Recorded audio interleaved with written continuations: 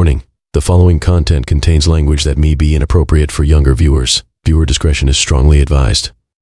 Welcome to the Let's Get Heavy podcast, where we explore the realms of heavy music and have conversations with some of the most talented bands within the genre.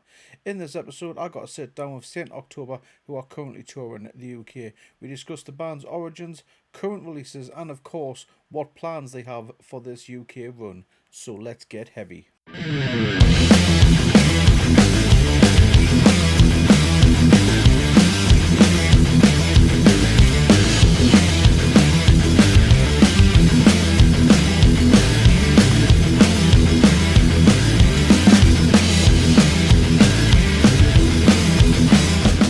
First of all, my name's Stevie, and welcome to Get Heavy UK. I know we have Dustin, but who else is in the band? I'm Sid. I'm the bass player. Nice to meet you, Sid. Joe, drummer. Nice to meet you, Joe. And I'm Monica. I am the vocalist. Nice to meet you, Monica. Thank you so much for giving up some of your free time and chatting with us. I'm quite excited for this. So, let's start with a bit of origins on the band for those who may not know who Saint October is, because you are planning to come to the UK very soon. So where did the name Saint October come from, and what is the band's overall concept and theme?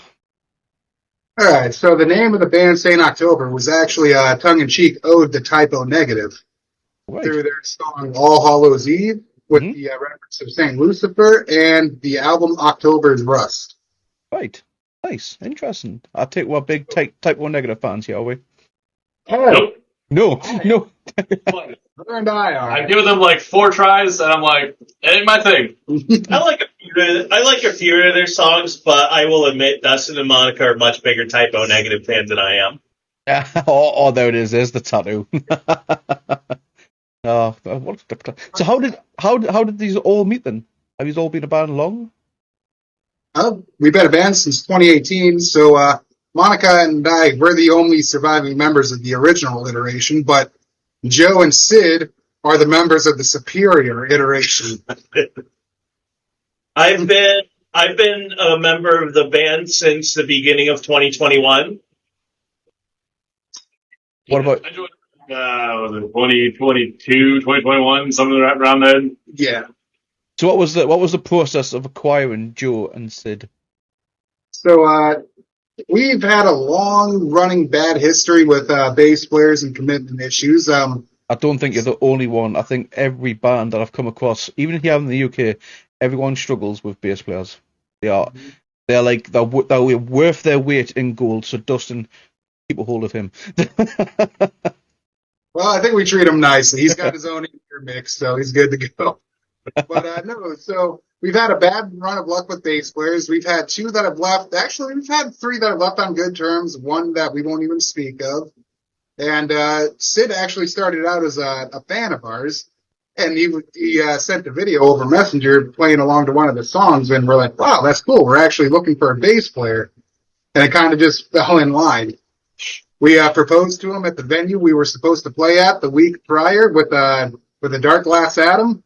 And it was love since then. Here we got a video. I got on one knee, handed him the box. Was a plectrum in there, or was it an actual ring? Curious. It was Dark Glass Atom, Dark Glass Electronics pedal. Nice. That's pretty cool. That is a very unique way to ask someone to join a band. It's pretty much become like the centerpiece of like my sound is that particular Dark Glass pedal. Coupling that with a Music Man Stingray is like my sound.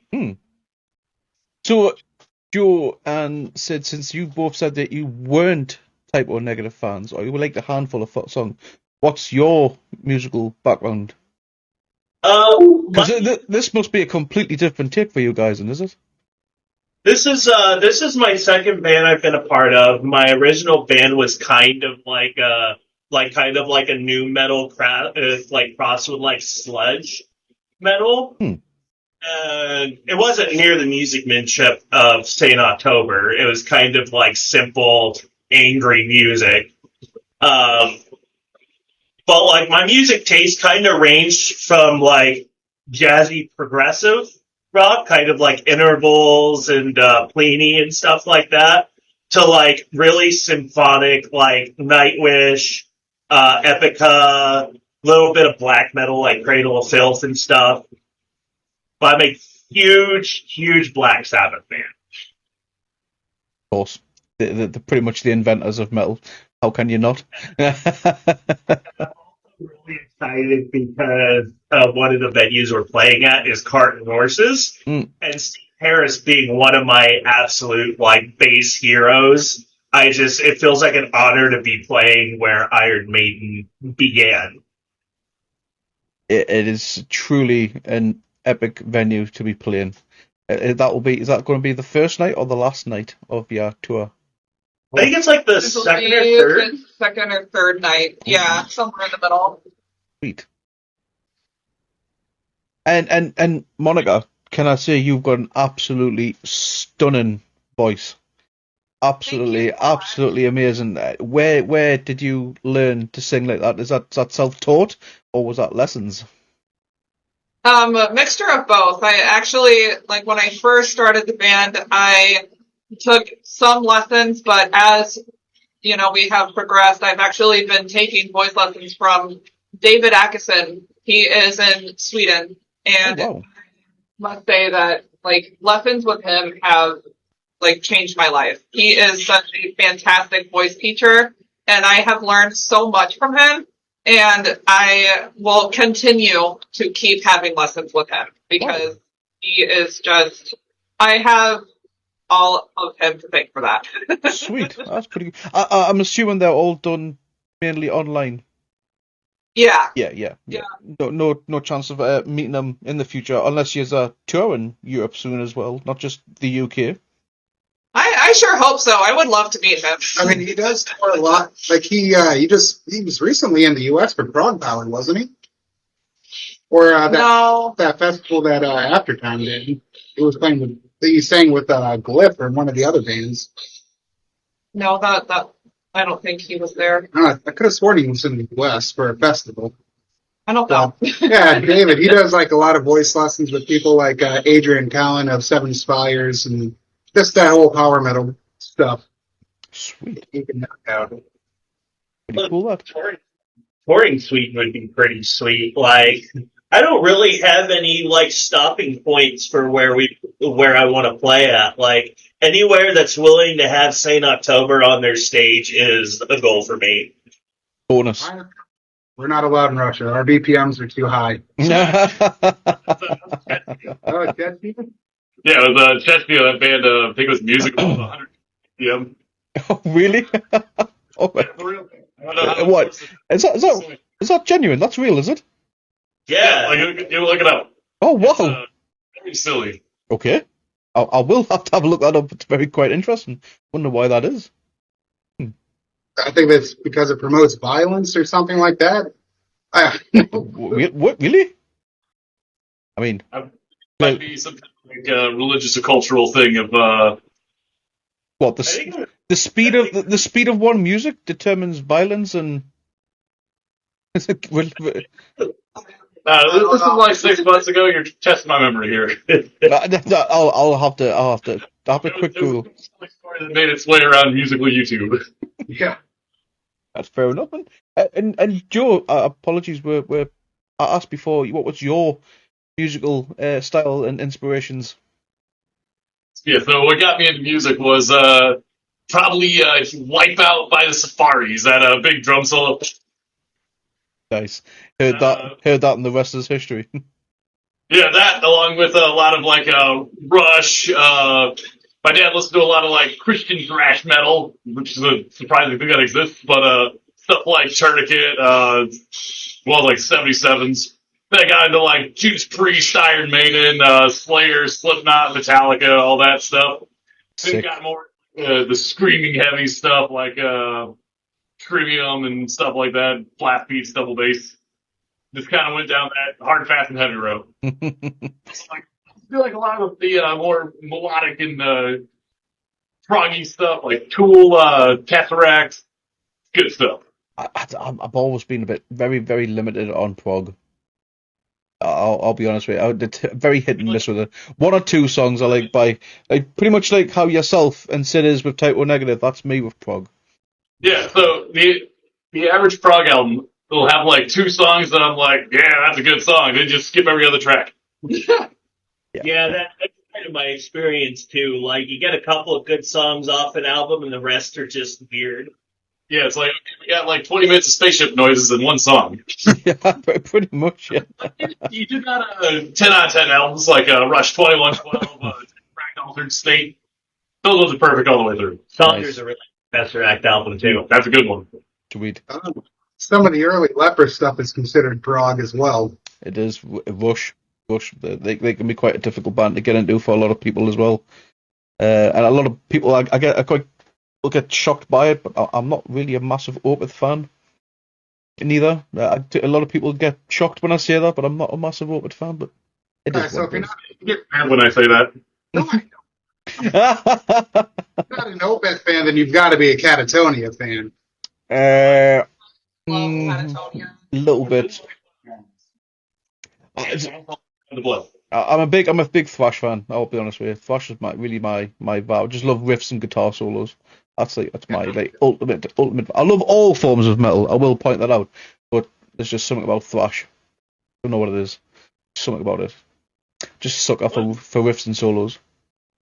One black metal band that's really caught my attention is Batushka, because it's got that like combination of black metal, but then they throw in like that kind of Slavonic Gregorian style chanting. The name sounds familiar, but I don't recall if I've listened to anything. It's like it takes black metal and makes it really, really unique. Sweet. I'll have to check it out afterwards. Make a quick note of that one. Sweet. And what about the man at the front, Dustin? What's your musical background and inspirations? Well, I got into music. I like playing guitar, and then that was right around the time where Guitar Hero came out, and everyone wanted to play guitar, and I'm like, cool, I'm not special anymore. Yeah. But you know what? Fuck it. I'll do it. I'll keep with it out of spite, so I can. All these guys playing on plastic toys, I can play the stuff in real life. And then, I just went too deep, and I couldn't stop, or else I just looked like a poser. So. Here I am. So this might bring back some memories for you, then Dustin. I don't know if you remember one of these things. That was a little after my time. What was that, like Guitar Hero World Tour, something like that? It's actually number 3. Guitar Hero 3. Just with the black plate on it. We'll say this though, I did like the second game. That was fun, but that it kind of happened out of spite because I was learning, and then everyone else started playing the game, and I'm like, well, fuck. I might as well learn the whole thing, and then one thing led to another, and yeah. I have to admit, I always sucked at Guitar Hero because my fingers always wanted to do the real thing instead of the buttons. Mm. Like, my fingers always wanted to play it for real. Fair enough. I can't play. That's the one. The only instrument I can play is a triangle, so I think I was pretty good at it. I mean, skin flute, right? All men can play their own skin flute. Well, I'll get into this. We've got ladies' presence here, guys. Oh, where? He doesn't want to hear this. I'm sorry, Monica. Yeah, damn. Disgraceful. Can you share any memorable experiences from St. October early days? Were there any significant challenges or breakthroughs during the time? So one of the most significant challenges I faced while playing, well, 2 of them. One, not so big of an impact. The other led to us going in here. So the first challenge that I faced, I passed a kidney stone 2019 at one of the Halloween shows we were playing during our set. Yeah, that was great when we were done because it was gone after the set. But I felt it trickle down into the boot, and the relief I felt afterwards was incredible. But let's say the screams were on point that night. And then the other. Was that moment captured? Was it? I think it was. I wish. I was going to say. I wish. I felt a little crunch in my boot after, but You did not. no, that was a bit of an embellishment. I was going to say that might be that was an impressive stone. No, but those little guys can Look, hurt so Sydney bad. Boulder. Yeah, that touch wood. I don't want to jinx myself. I have not had to face those type of things yet. But Trust me, never say never. for your sake, I hope you never have to deal with that. The second incident that I've ever, the struggle I faced, we as a band, instrumentally, we've gone DI, so we no longer carry cabs or amps on stage. Best way. A couple of years ago, so we were running a Sid's Dark Glass Atom, which goes direct into the front of the house, and I use a Line 6 Helix rack, and our other guitarist was using a Kemper rack. So we were going direct in, and we played this place plenty of times before, never had an issue. Always was able to depend on the monitors. We had a guy who did not know what he was, did not know what he was doing on the board. So that entire night we were playing, could not hear any guitars coming out of the mains, out of the monitors. The one guitar worked, and vocals. It was drum, vocal, and guitar. That was it. No bass, no rhythm guitar. So, yeah, that was an eye-opener as to, okay, from now on we're going to go in here because we're not going to give anybody the chance to do that to us again. So that was those were the two main struggles I felt. It's been an absolute godsend afterwards. Huge game changer, because even when the onstage monitors were at their best, our in-ear setup and everything we've got set up is still better, in my opinion. Yeah, definitely after going in here, I will never go back. Yeah. Especially like having my own mix, I feel like I can focus more on my vocals and focus more on my technique instead of having to push myself to be able to hear what I'm doing. And I feel like I give a better performance with my in-ears. So yeah. I will never go back. And going DI as well, I can imagine that will save a lot on logistics, like having to lug so much gear around. Amps and cabs can take up so much space in vehicles. And then obviously, like you say, you're coming to the UK soon, so that will save a massive space. Well, we're even going smaller for the UK. Instead of bringing out the rack or like any of the full-size units, we're bringing Sid's Dark Glass Atom, which is pedal form. I was able to import my tones from my Helix rack into an HX Stomp. And Frank Clow, he's from the UK. He was actually recommended by Sonny. I can't quite remember which group he was with beforehand, but he's using a Tonex, which we'll be supplying, bringing over, and everything will be MIDI automated, beautiful. And I will say, one more struggle. Before Joe is probably one of the most integral parts of this band. You can replace me, we'll be good. But by having a drummer who can play so tight to a click allowed us to really flourish with stuff like MIDI automation and adding one element to our live shows that we weren't able to do before, having our key backtracks. So having what you hear on the album or on a recording, you'll be able to get the full view live as well. You'll be able to hear like the bells, the piano, the synths, the bass drops, all that live as well now because this guy is a monster drummer. Nice.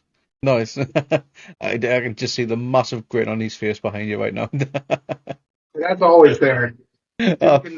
Serious. Resting smiley face. That's brilliant. Resting smiling face. Sid gets confused for Scotty Ian all the time, and I get the Jack Black. Now that you've both mentioned that, I can see that. The Jack Black and the Scotty Ian, I can see that. It's the hat as well, Sid. I'm sorry. Yeah. the hat and the So bald like Scotty and is. Mate, that is absolutely uncanny. Dick with ears. That's what you should do. Just tell everyone Scott Ian's your new bass player. Just. Yeah. I mean, we did have Dave Elfson watch us play a show before. Oh, really? Oh, sweet. We met our tour photographer who's coming along with us. His name's William Groen with Voices in My Head podcast and D-Pro Photography. He was actually shooting us that night, and Dave Elfson just so happened to be there and caught our set. Cool. Did you get to speak to him afterwards, or? Oh, he actually modeled some items at one of the shops. So okay, funny story. We were playing this festival, and they had a ton of vendors there. And was a vendor who's actually like a local shop in our area called Abernathy's. They do like vintage, like alternative clothing, purses, stuff like that. And so I was just walking around, and I wanted to go look at the Abernathy's booth, and he was standing there, and I was like, "Oh shit, hello." And then he was like looking at this purse, and he looks over at me and he goes, "Can you model this for me?" I'm like, "Okay." We were all weary because this was like a month or two after the infamous. Oh. Oh, wow. Like full stage attire too, because we were getting ready to perform. But yeah, he just looks over at me and he's like, "Can you model this for me?" I'm like, "Sure, yeah, that's fine." I got the first for Dave Ellison.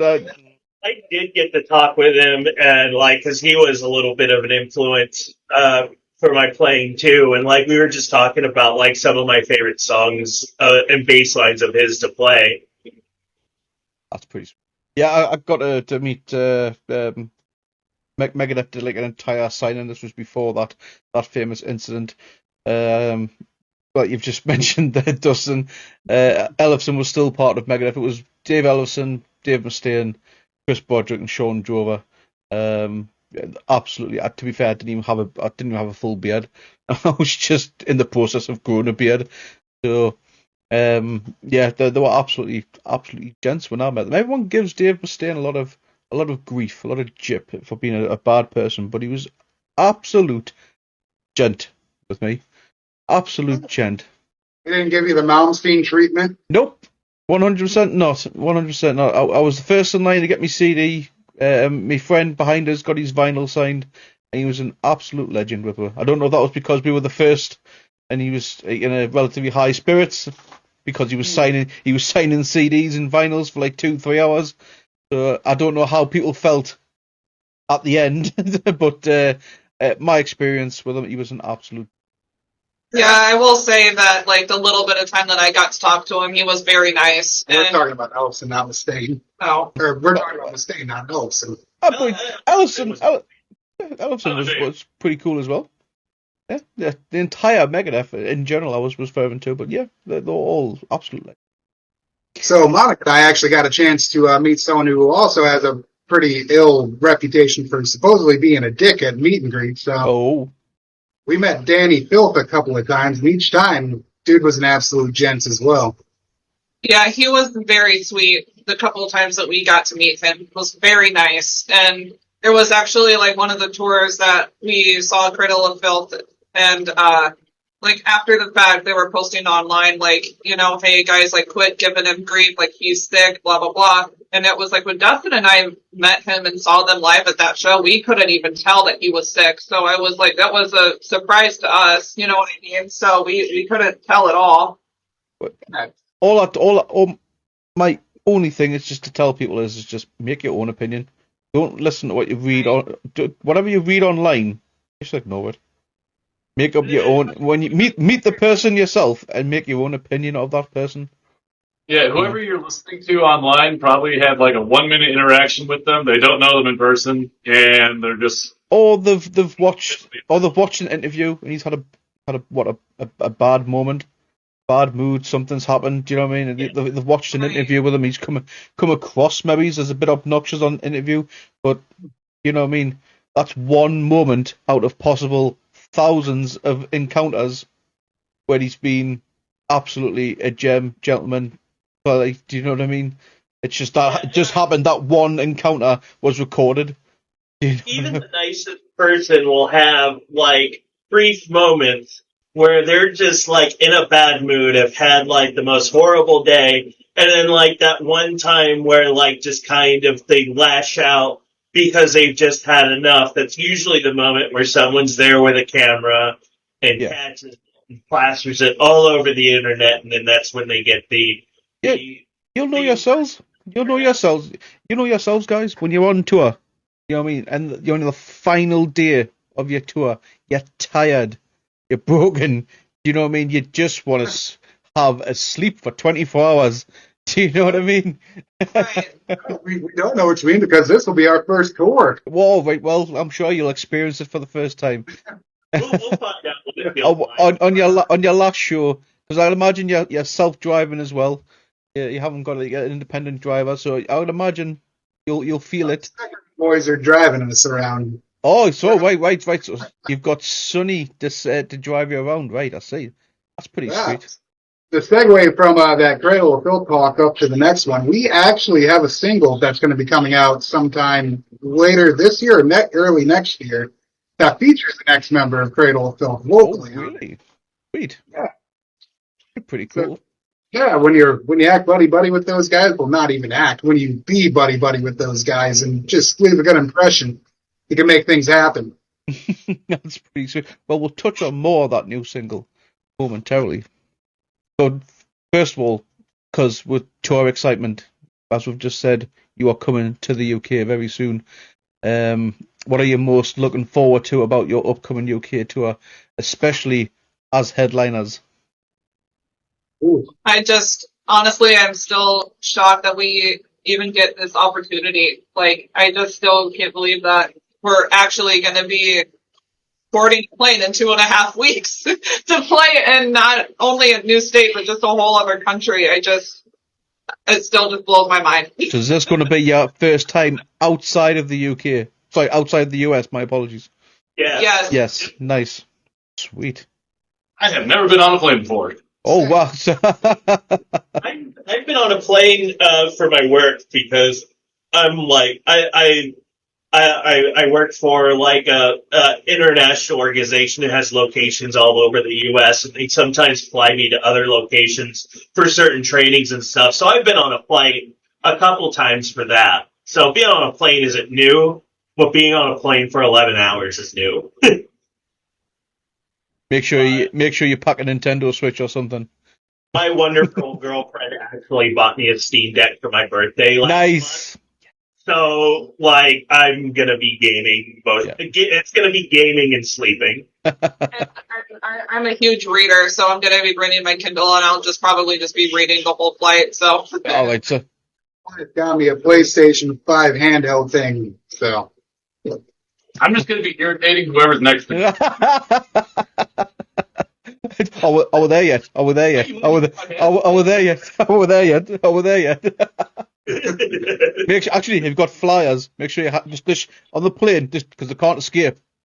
You know what I mean? When you're in the air, they can't escape. Just go around down the aisle, hand out flyers. Are you going to the UK? Are you from London? We're playing cart and horses. Here's a flyer. If people next to you like a free ticket to one of the shows just for being next to you, like here's my apologies. Come to our show. Run a quiz. Do a quiz, and the winner gets free tickets. I think Joe's going to join the Mile High Club by himself up there. I don't know what that means. Here, let's do the Dave Ellison pose again. The Mile High Club is when you do the nasty in a plane. Oh my god. Joe's the youngest member of our group and the most naive, unfortunately. At least when it comes to this stuff. You talk to the guy about finances and numbers, he's the go-to. Yeah, in my real life, I'm an accountant. It's as boring as it sounds. Monica, is this normal? Yeah. We're a little bit unhinged with each other. Well, like that's what makes it great because we're comfortable with each other that we could just be our normal unhinged selves. I now know why Sonny recommended that I interviewed you because if you watched the Secreum interview that I did, yeah, that got a little bit unhinged. That was a live interview as well, and we took questions from the viewers. Yeah. I will say though, like Dustin has said, with all of the changes St. October has had over the years, I love these guys. I cannot ask for a better group of people to tour with and be in a band with. These guys are amazing. Oh yeah, two out of three of these people are super fantastic, and one of them is tolerable. I'm not gonna lie though, we Stockholm syndrome the heck out of Joe. I don't know about these guys, and now he's full Harley Quinn. Yeah. So the story of Joe is we were in like a real bad time with our previous drummer. Like things were just kind of like, falling out, and we were like, "Hey Joe, would you be able to fill in for like the last couple of shows we have this year?" And he was like, "Yeah, I'll fill in, but I cannot promise anything full time." And then I play with too many bands. and then he started, and then he did another show, and then another show, and then another show. And then And then we were just like, and then Dustin and I were talking one day, and we were like, so is he full time or what's going on? And Dustin's just like, don't ask, don't tell. And then Joe eventually was like, you know what? I'm hard to see in October. It's like kind of like a fill-in with benefits situation. At any point, Joe, at any point, you cough twice, and I will make sure I inform the authorities after this interview. If you are being held against you, he's got weapons now. So just cough twice, and I'll make sure that you're safe. Or better still, when you reach the UK, I'll come save you. I gotta say though, as Americans, it's so great to be able to have the right to own those pew pews. Like about 3 out of the 4 of us in the band carry, so we feel comfortable around when we go out and play shows. We feel safe coming to the UK. We feel naked. Yeah, not allowed to carry them. You wouldn't even get it in the country, mate. Best of luck, lad. Yeah, yeah. Leave it at home. So just I think a band of 4 like 6 foot tall and nearly 6 foot tall people would kind of be intimidating by itself. Well, I was definitely more intimidating about 80 pounds ago. really. Because I think My arms are about the same size, but they're a very different composition now. the only member of the band that's shorter than 6 foot, aren't you? I'm 5'11", but Yeah, to be he had fair, short man syndrome. to be fair, I had back surgery, so they took a little bit out of my spine. No, to be fair, you're short. I'm about the same. I'm about the same height as yourself, Dustin. So. I was 6 foot before my back surgery, so Viable. check my ID.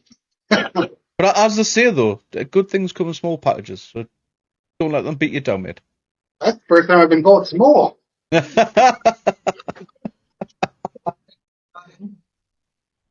Don't hurt me. Like both. Like when our previous drummer was part of the band, he was also the tallest, and Joe's the tallest member again. Yeah, we've had very tall drummers. Yeah, I recently, like in the last couple of years, just came to a conscious awareness of I don't see people shorter than me in my day to day. It's just like when I see someone that's taller than me, I'm like, what are you doing up there? Well, I'll always look up to you, Joe. Don't worry. Now the real question is, are you coming to any of the shows? Well, are you venturing anywhere near Newcastle? Newcastle. Where's that? That is way north of England. So I am Newcastle, as I just said, Newcastle, Northumberland. So we are literally an hour's drive from Scotland. I realize that when I ask where is that, no matter what you're going to tell me, it's not going to clarify it because I know where nothing is. Do you have any Viking knowledge, Viking history, anything like that? So when the Vikings originally raided here in England, they first arrived in a place called Northumberland at Lindisfarne, and I live 45 minutes from there. Is Newcastle? We're gonna be in. Look at a map. We're gonna be in Guildford, London, Cardiff, Manchester, Digbeth, and Kent. Hey, that's the place they named after the Stone Sour song. Nowhere you are nowhere near Newcastle. Oh, darn it. Okay. You are nowhere near Newcastle. Breaking my heart. Who booked the tour? It was Sonny, but you know what? So I'm blaming Sonny. I will message Sonny. I've got him. I will slide into his DM straight away. Why did they not get booked for Newcastle? I am outraged, Sonny. We were supposed to be pals. Oh no. If he's watching this back, He's trying his best. Sonny has been an absolute godsend. Okay. he is. Sonny is an absolute legend. He is a beautiful man. And even better in person because he gives the best hugs. So you asked earlier, what's one of the things we're most excited about doing? Yes. Over meeting Sonny. He's been an internet friend of mine for about 3 years. I'm Nice. so excited to finally meet him. Yeah, honestly, he is an absolute gent. He's played Newcastle this year. Met him earlier in person, and he is an absolute gent. I'm telling you now. He gives. He's a very tall man. Yes, I had to look up to him as well. But I'm excited to meet Sonny too. Like, I'm just excited. I'm not- excited for the whole experience, being out of the country, being on tour. I'm not gonna lie, I'm really excited to try some of the food over there. Like, it is going to be a mission to have a full English breakfast at least one morning while we're there. Now, I What's got an English breakfast? and not just Sonny. The entire band of Secreum are Yes. are incredible. They are So, so nice, lovely people.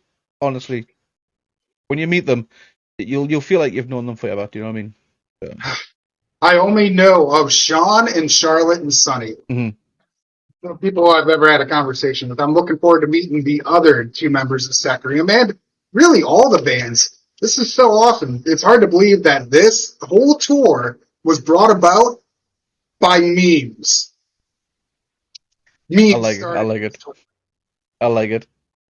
It was between Sonny and I sharing memes back and forth. One night, I randomly added him on Facebook, drunk off my ass, and dude posted funny shit. I'm like, yo, you keep that up. And then we started talking more and more and more, and then it evolved from a meme to a joke to a, hey, you think this could actually happen? And 2 years of planning, and here we are. Nice.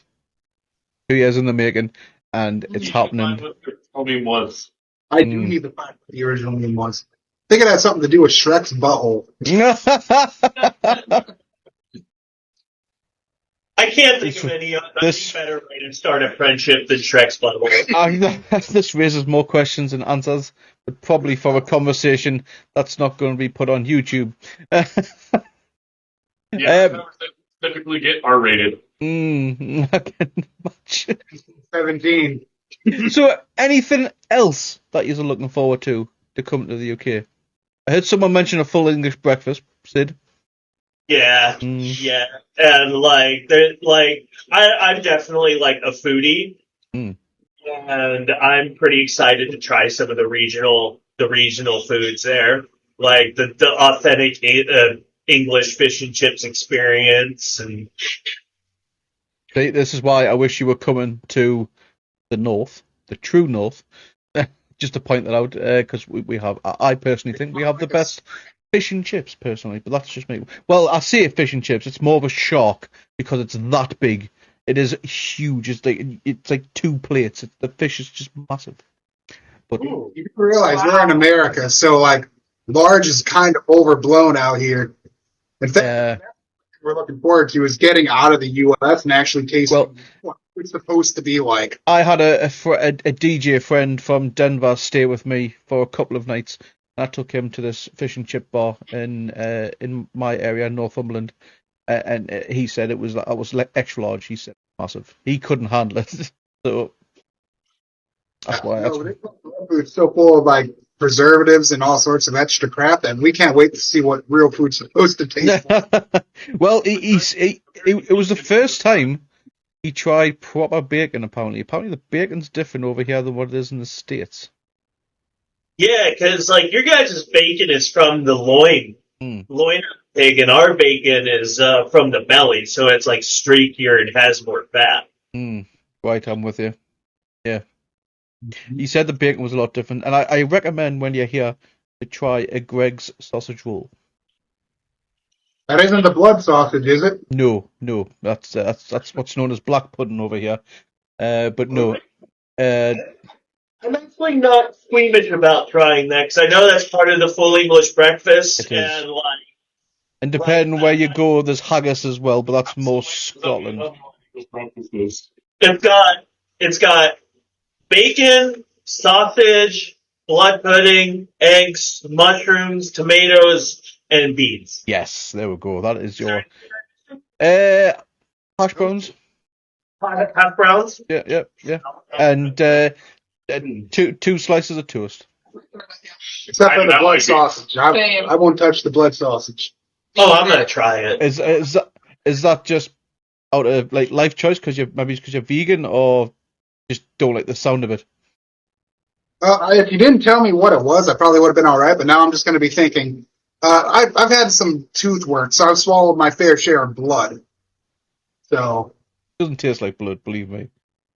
oh, It's more barley and spices and stuff like that. That's what's mainly in it. I'm more the kind of person that if it tastes good, it doesn't make me sick. I'm not at all squeamish where it comes from. And there's haggis as well, but that's more Scotland. Okay, what's that? Haggis is more like it's similar. It's more of like a sheep's stomach lining, like the intestines, all the excess stuff in like the sheep's stomach sort of thing. But again, mixed with like spices, barley, that kind of thing, and absolutely lovely. To be honest with you. You asked me what it was before hearing that. I would have guessed it was a plant. Right? No, she's probably going to kill me for this, but Sean Payne, who works with me at Get Heavy UK, his partner Charlotte, she generally thought that haggis was an animal, I mean, and she googled it, and she found that there was fake pictures on Google of a haggis. It kind of looked like a little hedgehog, but it wasn't. I was like, Charlotte, don't be naive. A haggis is not a real animal because haggis comes from sheep. So please. And apparently she believed this for years, and Sean just let her do. I was like, and in the first instance she met me, I was like, Sean, why would you do that to your partner? It's absolutely evil. I wouldn't do that to you. So when we get there, what are the lingo things that we should say to sound like real? Well. I'm glad you asked that, Joe, because that is actually a little. That is actually a little special. That's a special edition at the end of this interview. So I always keep a little bit something fun towards the end, and that is actually something part of it. So we'll save that for you. Well, one thing I know and have always remembered being a car person is that what we call the hood over here is the bonnet over there, and in the trunk is the boot. That's correct. Hey, see, you're already on a roll already. You said already on a roll. So, go on. I am a British motorcycle enthusiast. Right. My favorite motorcycles have always been Triumphs, and like I think the British make the best motorcycles. I'm not a bike person. I've only recently started getting into cars. Really, I've only actually been like legally able to drive for 2.5 years. So I've only just since legally being able to drive, I've started getting more into cars. But and remember that a lot of cars over here are manual, not automatic. Got to remember that as well. A lot of our cars, we are venturing to more automatic, especially with electric vehicles. But the majority are manual. Hard to find a manual over here anymore. Is it? Yeah. Yeah. I can imagine it makes life so much easier though. Oh yeah. Yeah, not How many having. can text and drive? Ooh. JK. Don't Kidding. you So, know? I'm a professional driver for FedEx, and that grinds my ass whenever I see someone. Oh, doing yeah. I work in CCTV, and yeah, you see it all the time. Morons texting on their phones, and it's just stop it. You see too many accidents, unfortunately, and it's heartbreaking. So Yeah. on with the UK tour, I've just said you're with Secreum. And we know how the collaboration came about, a meme. But what do you admire about Secreum's music? Because I'd imagine you've checked them out and you've listened to them. They're heavy. Mm. They are heavy. Like The raw, just aggression. Voice of Reason is such a great EP. The guitar work on that is pretty impressive. There's some sick guitar work, which is what I said before. I'm a sucker for riffs and solos, and some of their riffs and their guitar solos is just insane. And to see it in person is even better. But what you've heard on Spotify or CD or however you've listened to or however you've consumed their music, it's way better in person, live. I am so excited to see their live show. It's going to be good. It's going to be good. So what can fans expect of a typical Saint October show when you're over here? Spookiness. Yeah. Lots of spookiness. We definitely embrace like getting into like a stage outfit, makeup. Like I'm almost unrecognizable because like I wear like a hooded like kind of cloak and like the corpse paint. Like really the only recognizable factor is my beard. His only feature to his face. You are entirely recognizable. Don't kid yourself. But like I've had people say I look like a wizard of death. You do. And with Joe, the perpetual smile when he's got the corpse paint on, it looks eerie as hell. So yeah, and plus the faces that this guy makes behind the kid, he's a total camera clown. He's perfect. Yeah. Spookiness. If you're not going to come to us as a crowd, I'm going to come to you.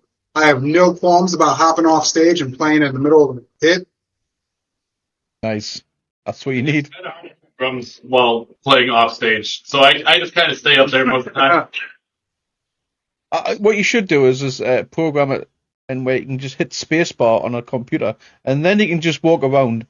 And because I've said this numerous times, not to sound awful, most people can be replaced by a spacebar. I mean, for a while we've had to play a show where Joe it definitely plays tighter than I do. Oh, Dustin looks like he wants to say something, but. Oh, unfortunately, there was a show where Joe wasn't able to make it, where we had to use a space bar, and god damn it, I miss having him there. It's just not the same. I miss that space bar. Oh, He never argued back. He did what he told. Space bar in my monitors? I believe there was one show where we were our first song in, and the backtrack drums were coming through the speakers because I forgot to mute it, and I'm like, oh, we got double drums.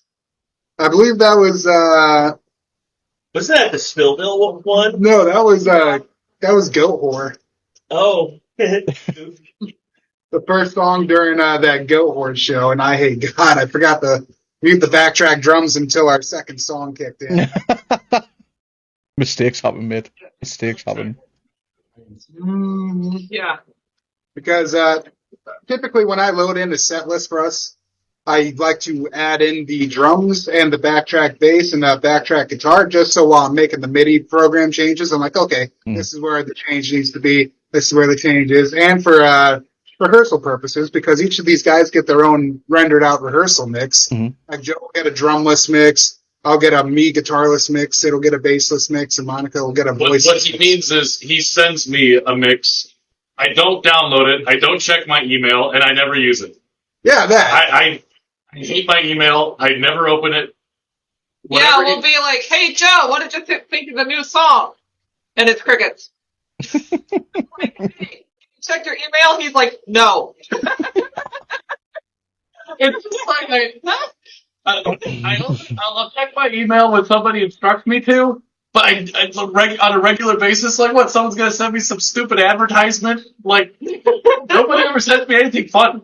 Joe's not an adult. It's always bills and penile stretching ads. Oh my god. It's like I also don't check my mail. I check my mail once a week. Like the postman just piles up, and then I'll go out and hey, it's all bills. Okay, I should probably open these and take a look. like I got all the important things on autopay, so whenever anyone else just go straight to trash.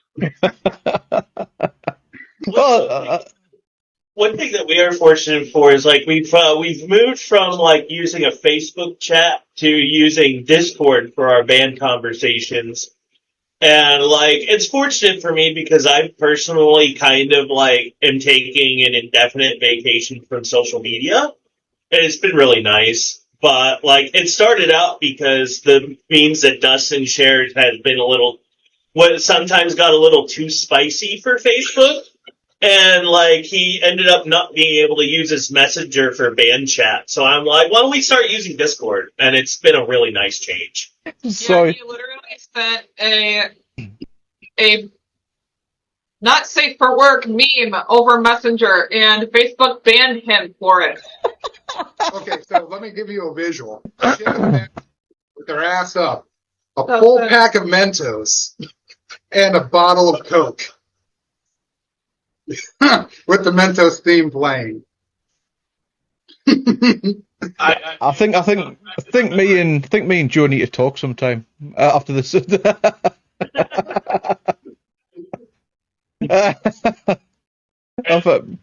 Yeah. Definitely something that you won't forget. The sheer look of shock on her face, like, what did you think was going to happen? Turned that girl into a fucking 5th grade science volcano pit, like science fair volcano. Jesus Christ.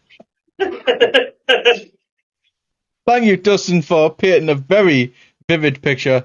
More descriptive, but the wife will beat me. In fact, I'm the one who needs to.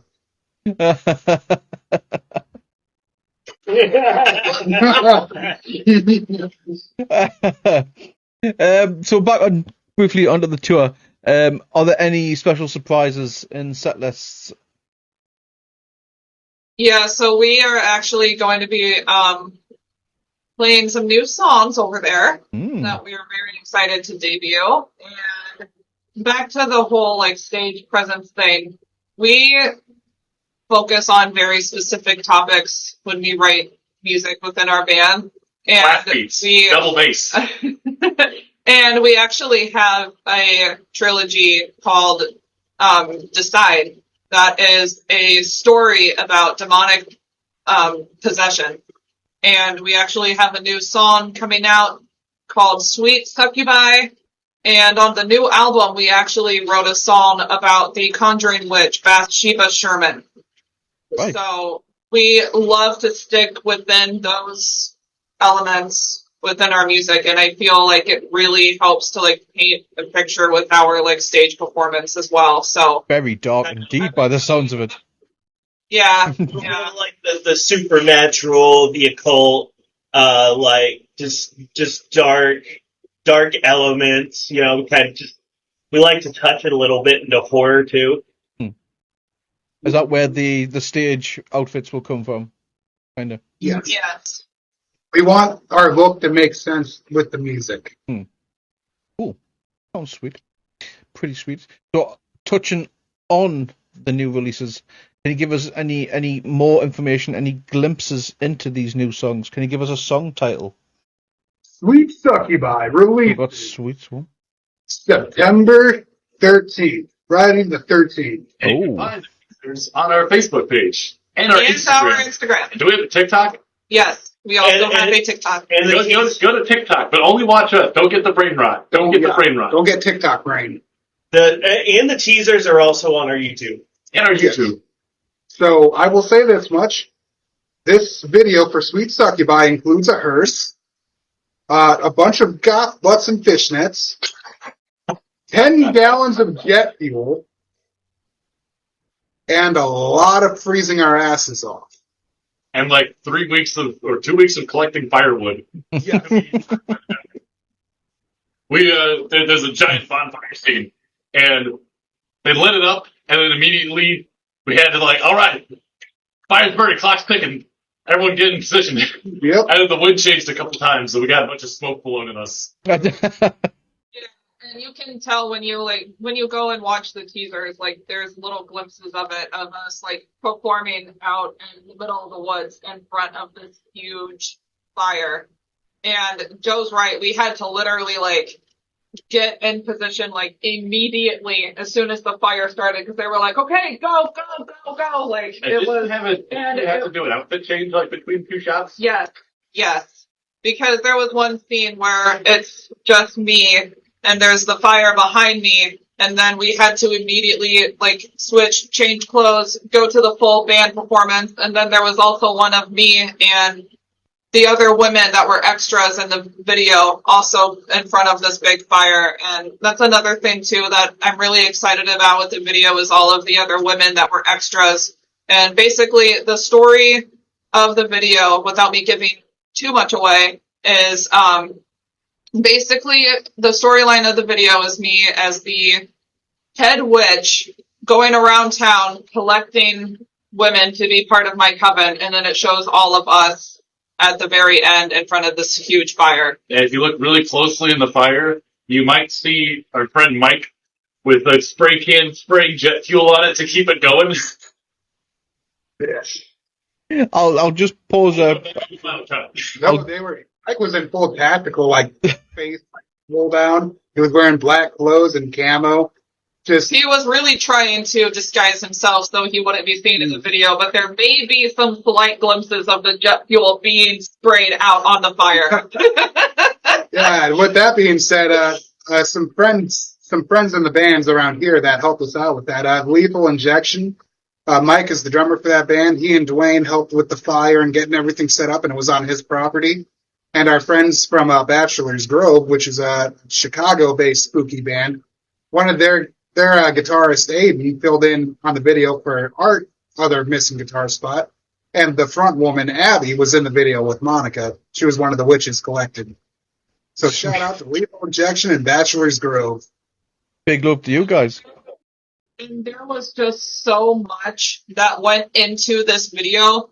Like, it was a whole weekend affair, and we were filming until like really late at night too. And it was just, all of the extras, all of the different locations we filmed, setting up the fire and just doing all of those different shots in front of the fire and trying to keep the fire alive. Like, just, there was so much that went into it. And it was just like, I'm just very excited to see the final product because it was like our videographer sent us the teasers, and everyone was like, oh, like, so how's the actual video? And I'm like, I don't know, I haven't seen it yet. Oh, and did I mention we got a hearse for the video? Oh, Yeah. well, I'll pause just briefly. Don't worry about, if you don't have to worry about too much about giving spoilers for it, because this will be out after the 13th. Okay. Are you with us? So don't worry about too much about not giving away any spoilers. I mean, unless you just don't want to tell me, that's fair enough. But this segment can be cut out, and like I say, it will be after. It will be out after the 13th. So you're safe. You're safe. Like, there are some spots where, like, during the outdoor filming, where you can just tell some of the girls were trying so hard not to shiver because it was literally filmed on the coldest weekend of the year. Like, we filmed it in April, and it was freezing. Yeah, we were all huddled around a gas heater stove thingy in the garage in between shots. I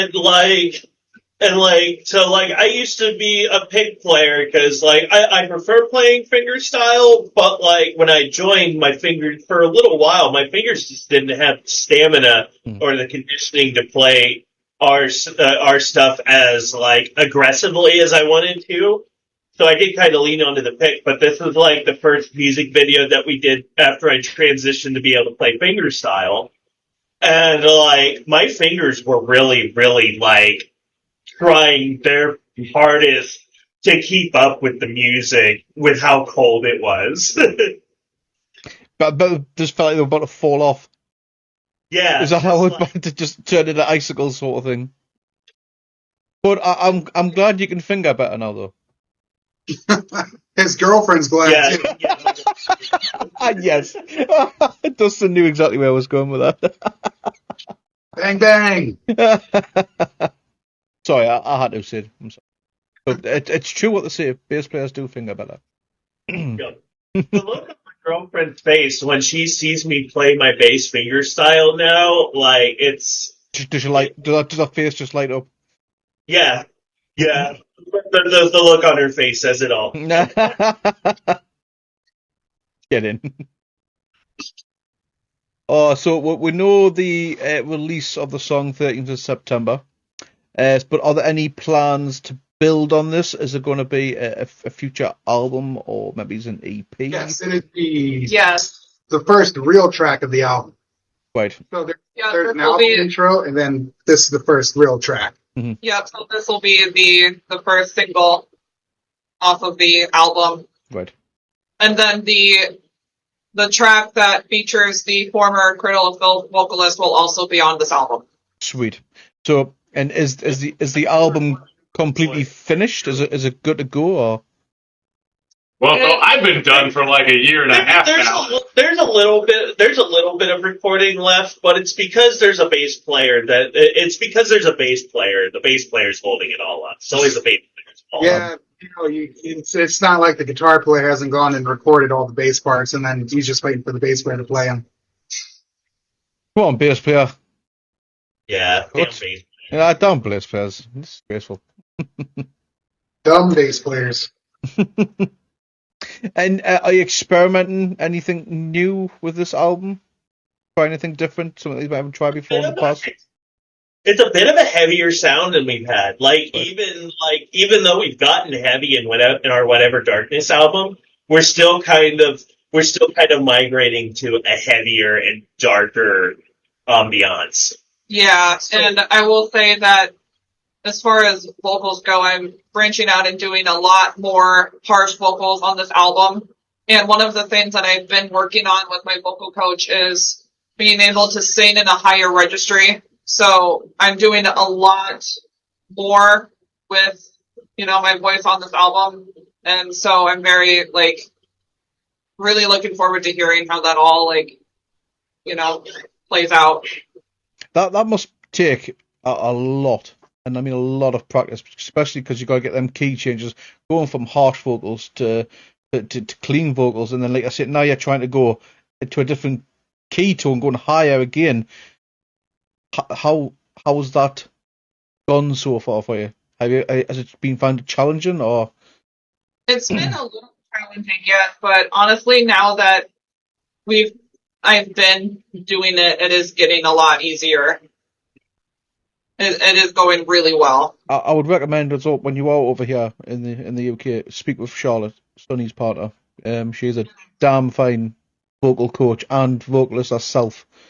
So she might be able to give you some pointers if you need it, of course. But yeah, I'll definitely To get some tips from her. She's a damn fine vocalist. So give her a shout. So you're saying you're going harder, are we going faster? Any more symphonic elements, maybe? So we're trying to go as heavy as possible, but still as catchy as possible. So with this album, it's more of a cohesive story from beginning to end. There's a light side and a dark side. A loosely based concept album off the Salem witch trials. Oh, right. We kind of created a character that was following along throughout the story.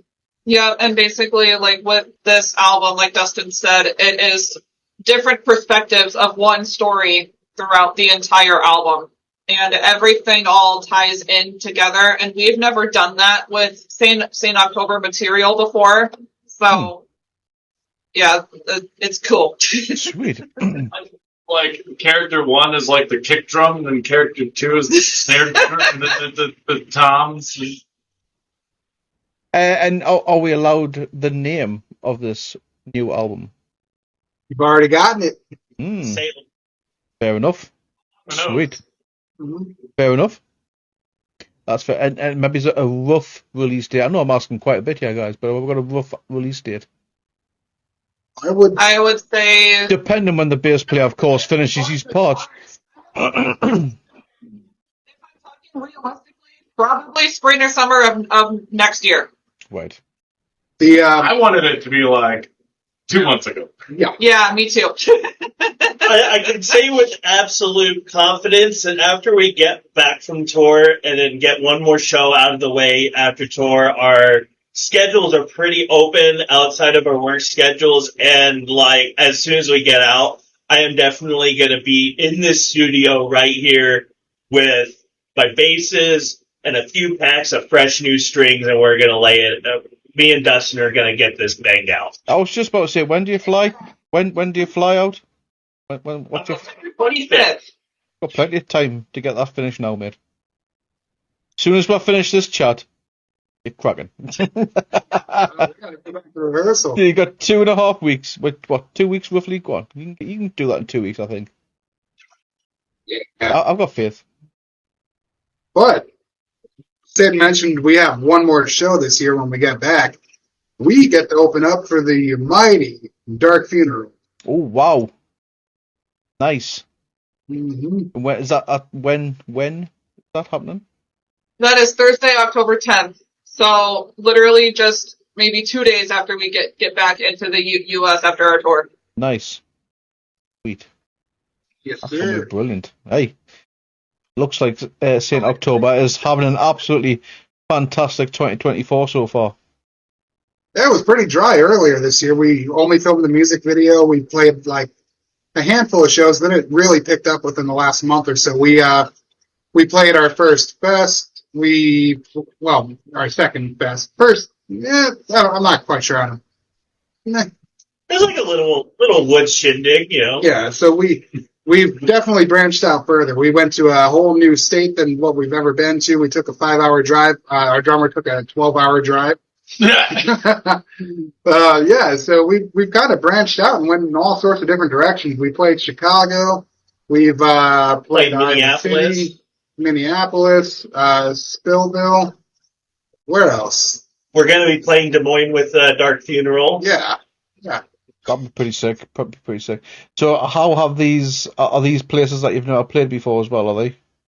Some of them, yes. That was our first time playing in Minneapolis and our first time playing that outdoor festival. Cool. And how was those? How was the reaction? Good reception. Yeah. Yes. Yeah. Very It good. was pretty good. Did you have to jump out onto the floor, Dustin, and get in people's faces? Yeah, it was Yeah. a good time. Especially at the fest. There was a huge stage, and it was nice because I got to test out the full range on my in-ears and wireless guitar. Played out in the crowd with a bunch of people. Let a kid pluck on the guitar while playing a song. That's pretty cool. Right then. Well, guys, thank you very much. Now it's coming down to what Joe was asking about accents and stuff like that. This is a little part of the interview where I just like to have a bit of fun, and I call it the Geordie Challenge. Now, here in Newcastle, our nickname is called Geordies. So, like every city in the UK has like a nickname. So, London has Cockneys, as you'll probably know. It's the easy one. Newcastle are known as Geordies, Sunderland, Mackham, and so on. Jody Step means something completely different here in the U.S. Oh, really? He's It's bad to be a Jody. Geordie. So think of the name George. Think of the name George. Oh, Jordy. Geordie. Not Geordie. Geordie. Okay. So it's like I think it's like the word. It's like the name George, but with an so Geordie. So yeah. But anyway, it comes basically the nickname comes from our old miners and pit days in the Durham and Northumberland area, and basically it just stuck with us since like the early 1800s. So Okay. I've tried my best throughout this interview to not use our typical northern accent, so that's going to go out the window.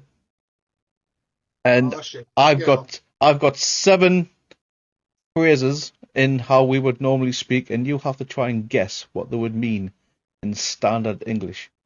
I thought we're going to throw away our accents and go straight to the dirty Midwest. So, are you ready? Ah. You got goddamn Yeah, we're from the Midwest. Yeah. For yourselves, I grew up in Pennsylvania. Actually. So where they have sex with their sisters. Oh, well, you'll not. You must know Sunderland really well then. Right then. So, number one, first one. This is purely belter. If you need in a sentence, let us know. Belter. Purely belter. That means something is fantastic, the best it gets. Fucking smashed it, Joe. Well done. Yes, well done. Questions. Right, so back. We've got question one right on the Geordie challenge. I should point out as well, guys, that 5 is the highest. So can you match or can you become the new leaders of the Geordie challenge? So, right. But number 2. Are you ready? Mhm. Hawaii. Away. Hawaii. Oh, what? Hawaii. Can you use it? In a sentence, right? So I'm talking to one of my mates. Hawaii. St. Angar's about to start. So Hawaii, St. Angar's, sorry, St. October is about to start. Can't believe I said St. Anger. Are you final answer? Hawaii. Not quite. If you listen, Hawaii, St. October are about to start. Hey, pay attention to me. Listen up. Just tell us if you give up. Pay attention. No, not pay attention. Hawaii. Let's go. That's so let's go will be Hawaii the lads. So Oh. but this is in a different context. So this is just Hawaii on its own. So Find out. Hawaii man, in October's about to start. Quiet down. No, Shut the fuck up. no, it's not. No, way up there. I don't know, guys. Are we failing this? Let me borrow a cigarette. Just checking, I'm just making sure no one's got phones in their hands. Googling. Nope. But I'm not using it. Yeah, it's alright. He's making And you eye use it in another sentence. Another sentence. What same what? Ooh. No, because I'll give it. Do they sell it at the grocery store? Do they say no? No. But it sounds more like an interjection, though. Yeah, if your friends slacking, you're going somewhere, and you're kind of in a rush. Hurry up. Yes, there we go. Hawaii, St. October's. Oh, Hawaii, hurry. Yeah, that's it. So Hawaii, hurry up. Hawaii. Oh my god. We're gonna be the. Hawaii. I'm not gonna. Do you know what I mean? Hawaii, hurry up. What you doing? Taking your time, Hawaii, man. They're about to start. See, it gets confusing. It gets confusing when we use our proper accent. Right. This one also gets a lot of people as well. Clamming for me bait. Huh? Alright. Clamming for me bait. Lemon. Clamming. So CLAMMING for me as in like the ME bait BAIT. BEIT. That's not a word. BA so Bravo Alpha Indigo Tango Bait. bait. Right. Okay. It. I feel like none of these things are words. So clamming for me bait. I don't know where to This start. guy doesn't speak American right. Pour my beer. So if we were able to meet in person before your show, it will be the case of using again the Hawaii. I'm clamming for me bait. Okay. Um, I would say reaching for my What- beer. What do you sometimes do before you have a show? Not the beer. warm up. Taking a piss. No. Well, for me, it's taking a shit. Oh well. Maybe Clement's like he desiring, like he wants to do something. Like I'm fixing to have a cigarette. Oh no. No smoking for me, like. Either. There's Almost 4 years since I've had my last one. Hey, congrats, man. That's an achievement. Are you giving up? Let's get our spot. Something like that. No. No. No way. He's giving up on this one, or Yeah, I'm stumped. You're Stump. always dumb. Yeah. So it's in the context of hurry. lemon for my.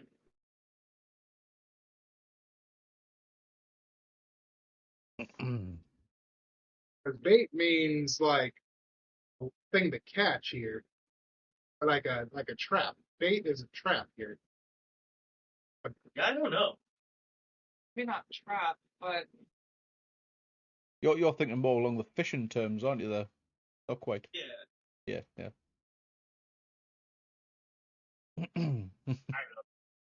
Yeah, I don't know. No, Dustin still thinking. So you're using it in the context of Hurry up. hurry up, and then something after, something you do before a show. Or you could do it after the show. There's also the option of that. What sometimes do you do after a show? Not unpacking or have another beer. But what was that? Buy merch, Not quite. stable. Something that you do. You've left the venue. What would you do? What would you do before? So in between, you've left the venue, but before you get home. Get gas. Get food. There we go. Sid got it. Food. Clamming for me bait means I'm hungry for me food. Okay. okay. I get it. Okay. I can see it. So Yeah. how I'm clamming for me bait. How You know what I mean? So you're trying to hurry your friends along because you're starving. You're Hank Marvin. It's gone. What me bait. Monica's beat that already then. Say the phrase again one more time. What's the first word? So clamming. So CL. Okay. Yeah, I'm clamming. They were gone. See, we'll make an honorary Geordie out of you yet, Monica. That was pretty good, that like. See, you'll do well. You'll do well if you come further north. You see. So. We're just gonna do our worst Australian accent to completely butcher it. So we're in the Well, the Geordie dialect's kind of Germanic.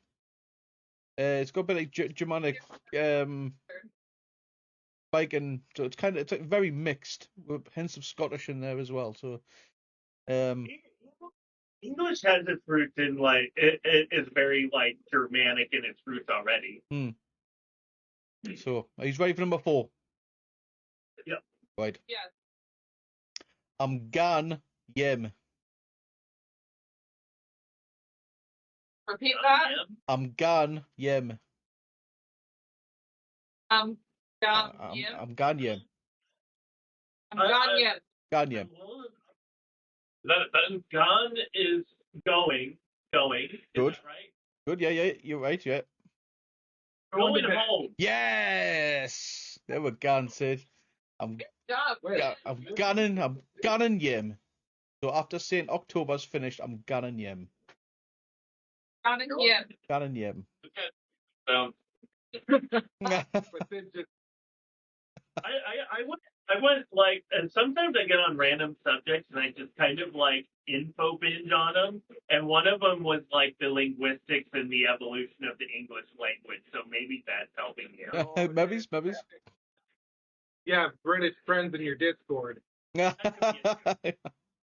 is the thing though. They're mostly Southerners. That's the thing. But anyway, number 5. He was Gan Proper Raj. Going for a ride? No. Raj. So I know I've used the term Gan again. Again, it's in a different context. So yeah, this you can use multiple. You can use the same word for 3 or 4 different things. That's not fair. Oh, repeat it again. Raj. So he was Gan Proper Raj. John. Raj? Raj. So Radge. Raj. The proper Raj. John Purple Raj. Aye. He is now dressing well. When he If yeah, you need in a sentence. I've never heard the word Raj. No? Yeah, the only thing I know is proper. I can see Dustin looking down. He's not using his phone, is he there, Monica? I'm trusting you. no, I'm actually And like, Sure, yeah. So during that St. October gig, one of the lads was gone proper Raj in the pit. Going crazy. There we go. Who's really angry? oh, Going for it, really angry, mad, gone crazy, yes. Gone Raj in the pit. okay. Hey, So, Joe, we're on. you're doing really well. You've got 4 so far, and you've got 2 more to go. So, so number 6. It's not what you think it is, so I'm going to spell it because I've had so many people get confused, right? And I know I can already hear the giggles coming. But number 6, this is Giz a Deeks, and Deeks is Deeekas.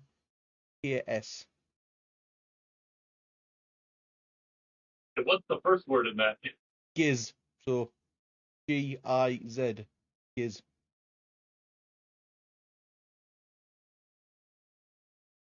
Giz a Deeks. We use it in a sentence. Sentence. So mates, maybe he's on his phone or he's reading something, and he'll have you seen well Gizzard Deeks. What are the details?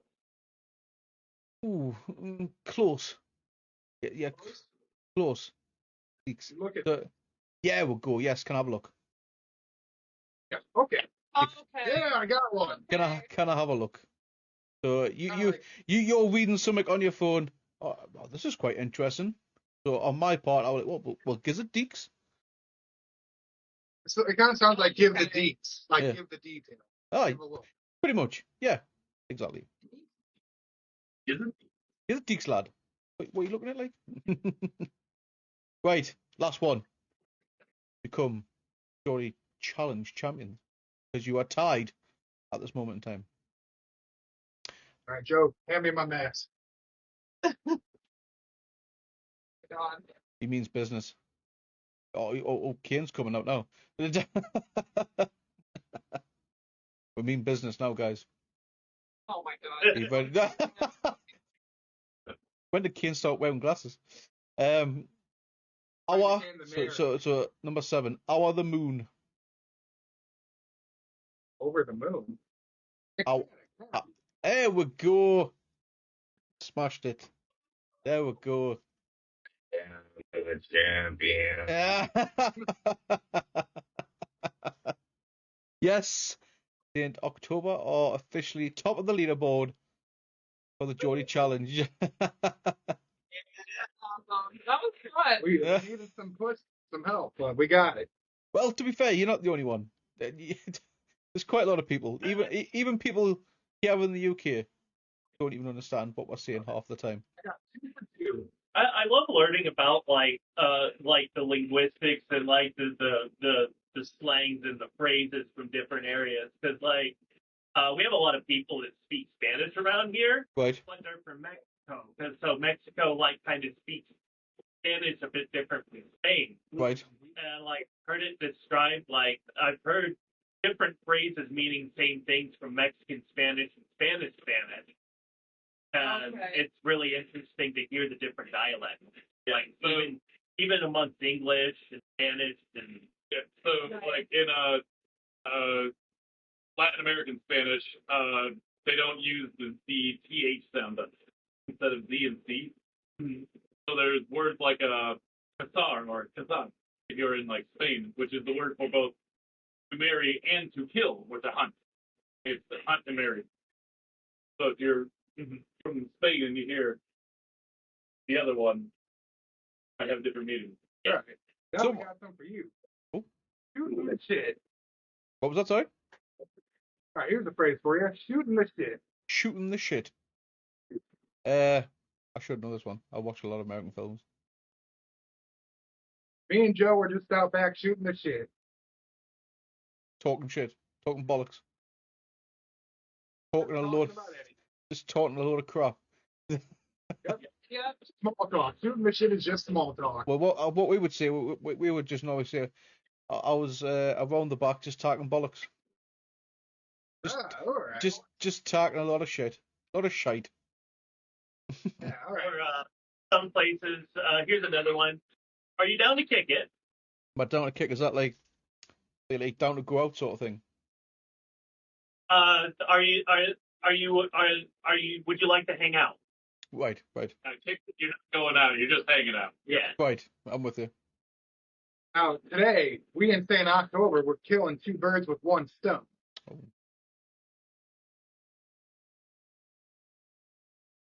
So you're doing like multiple things at once. So Yeah. multitasking. Yeah. Where today we're doing rehearsal and the interview. Hmm. So killing two birds with one Yeah. stone. Multitasking. My variation of the phrase is getting two birds stoned at once. Is that something that's Here's one that my aunt said. My aunt's from Virginia. She's like, Justin was having a cow. what? Say that again, please. Justin was having a cow. Having a cow, is that like? I'm trying to think. That's like having a paddy, like stressing out, maybe like flapping. I see. That's probably another Newcastle term, flapping.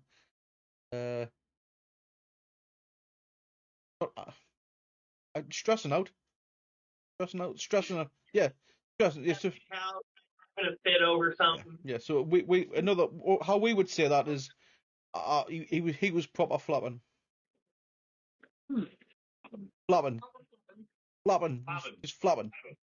Just calm down. Calm down. Stop flapping. You know what I mean? You know what I mean? Doing stop clown.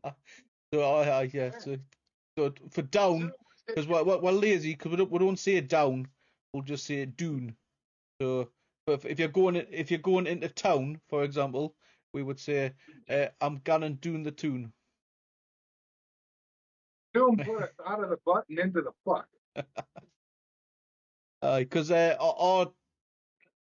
basically our football team, soccer, for ourselves. So it's like our biggest like football team is Newcastle United. Yeah, and their nickname is Toon Army. So I'm going doon to the Toon. So if you ever want, yeah, where he's off to next, I'm off to the Toon. I know there's plenty of more. There's plenty of more here. In fact, now I'm trying to think of them, I can't think of a single one. It is can be quite hard thinking of stuff like. But we've got another one quickly for you. Derg. Derek? Derg. We use it in a sentence. I'm gonna take a Derg for a whack. Oh, Hey, wait. shit. No, Nope, not a shit or a wank. No, not quite. Okay. Well, I think taking the dog. I've just given away there, but Dirk taking For a while. taking the Dirk for a whack. Oh. Basically, it's taking the dog for a walk. Gotcha. Oh, If okay. you've got a dog or a pet animal, go and take a Dirk for a whack. And if you really want to confuse them, I'm going to take a Dirk for a whack in the perk.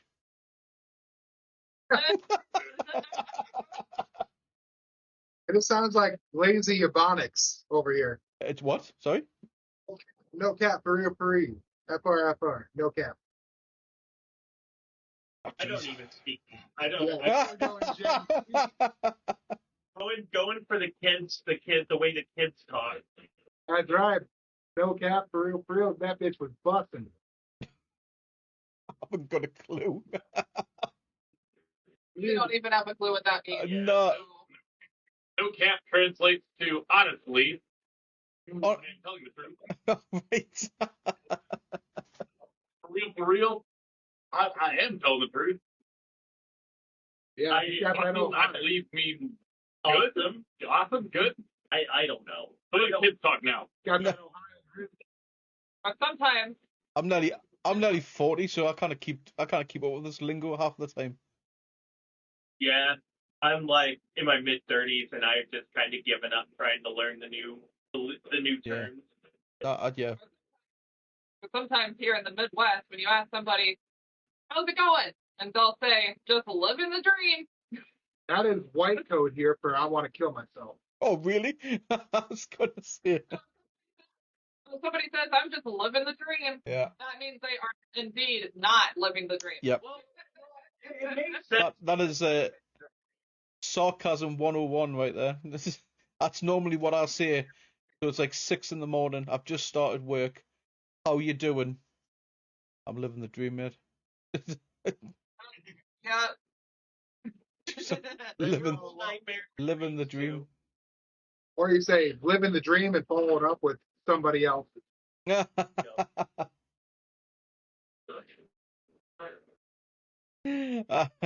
I hope I've given you a fighting chance with when you get to Manchester at least, because they might have similar since they are north-ish. That you might have a fighting chance when you're in Manchester for how they speak. You have to get Sonny to help you with the rest.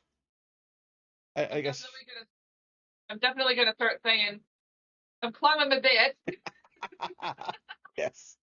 You don't believe it, but there's actually a Geordie dictionary that teaches you all the phrases. I don't.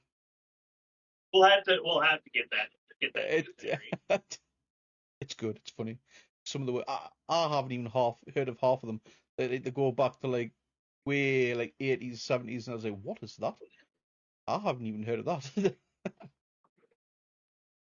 But well, guys, before we do call it a night, is there anything that you wish to plug before we call it?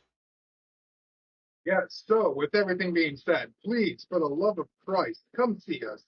Come hang out. Spend money on merch. Hope Secreum and us make it through because this is going to be a very costly tour. And we would definitely like to have some alleviation for our friends at Secreum for bringing us out. We also have a GoFundMe, which goes towards unexpected tour purchases or emergencies that we may need. We've used a decent portion to go towards merch, so please buy some of that. And just get your asses in the seats, or else we'll have to put boots to asses. And feel free to just come hang out with us. Come talk with us. Come shoot the shit with us at the merch table. We always love talking with the people that come to see our shows. We love hanging out with the crowd. Speak slowly because we're all the bass player out there. Yeah. And I'll explain for our northern friends, if anyone watching this. Get down to them shows and support the guys, please. what it's all about.